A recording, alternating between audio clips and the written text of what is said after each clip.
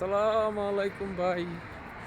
সবাই তো এখন তো ভাই ইরানের একটু সমস্যা হয়ে দাঁড়াইছে।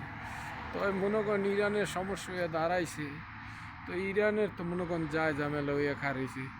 এখন মনে করেন যে এই সিরিয়া বাসাদের সরাইছে, তাহলে মনে করেন যে এখন মনে করেন যে যারা বিদ্রোহী, যারা মনে করেন এখন ক্ষমতায় বইতাছে, তারা তো মনে করেন যে যদি এই এখন মুসলমান সবাই লোকে দেশের লোকে মিল্লা ইসরায়েলের কিছু করে, এখন করবো কেমনি? যেইভাবে ইসরায়েলে আক্রমণ করতেছে, মনে করেন যে গাড়ি গুডি যেটি মনে করেন সব ধ্বংস করে লেগেছে।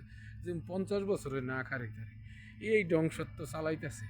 সবাই নমাজ পড়ে দোয়া করবেন যে ইসরায়েলের লাগা, এই ফিলিস্তিনির লাগা, যে ইসরায়েলের ধ্বংস করার জন্য আল্লাহ যে দয়া দেয়। ভাই এই দুই আমি চাই, কিন্তু দেশের যাই হোক, কিন্তু মনে করেন ফিলিস্তিনির ব্যাপারে ভাই আমি একমত। কিন্তু মনে করেন সবাই দয়া করেন, সবাই নমাজ পড়ে দোয়া করেন যে আল্লাহ নিয়োগ রহমত দেয়।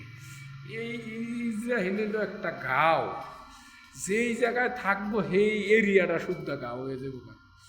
তবে রক্ষা করুন না মালিক আল্লাহ। আল্লাহ একদিন একদিন জয় দিব ইনশাল্লাহ। আল্লাহু আকবর, জিন্দাবাদ।